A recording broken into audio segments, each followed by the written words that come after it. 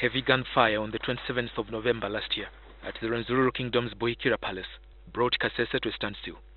Varying media reports would filter in indicating different death tolls. Some cited 80, others reported 100, and several missing. The media, left with no source to give a conclusive figure, left 87 as the number of dead, including Obusinga royal guards and 14 security personnel. Some reports maintained that a host of civilians, including children, were killed in the clash, which the army and police dismissed as reports skewed by Rwenzururu politicians. There are others who are alleging that we killed people here, we dug a mass grave, and we have buried them here. That is totally false. Some politicians until now insist UPDF and police killed women and children in the palace. We have been having a group attacking the state, claiming that they are royal guards of Obusinga Rwenzururu. We have lost quite a number of people, both security and civilians. Kirumira Mutima was the name given to the group security was fighting. They were labeled militants, allegedly fighting for the secession of Rwenzururu, presided over by the king of Bakonjo, Omusinga Charles Wesley Mumbere. Mortuaries at Buhinga and Chanjojo hospitals were filled with bodies. Some were claimed by relatives, and others remained unclaimed, and subsequently buried in a public cemetery in Rukochi. The army and police launched a joint operation to subdue a militia, allegedly composed of the kingdom's royal guards, and advised that the public would get official figures as tensions continued to heighten. Amidst that, the police detained about 136 people, as others were brought in one after another, including Rwenzururu King Charles Wesley Mumbere.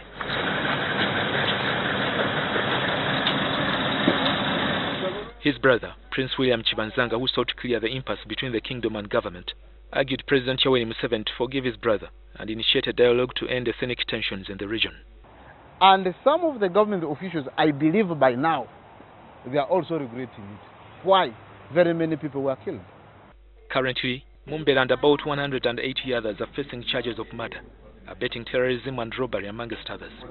The head of operation, Major General Peter Ilwelu, then brigadier, insisted Mumbere presided over the militia group, and together they had refused to surrender while inside the Buhikira Palace. He said some guards had shot and thrown petrol bombs at security personnel, prompting an assault that lasted hours. Pictures of people arrested from within the palace, the dead and damaged property, did rounds on social and mainstream media, arousing anger and debate.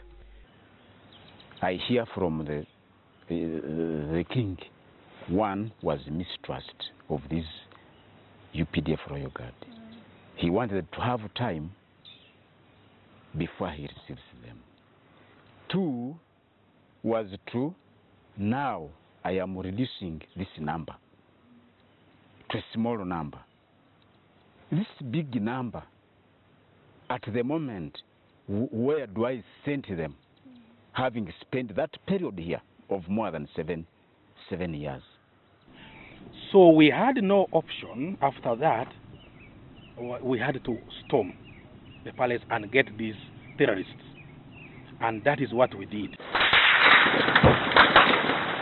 The palace assault on the 27th of November was the peak of the police and army operation that started in Karangura sub-county in Kabarole district on the 24th of November.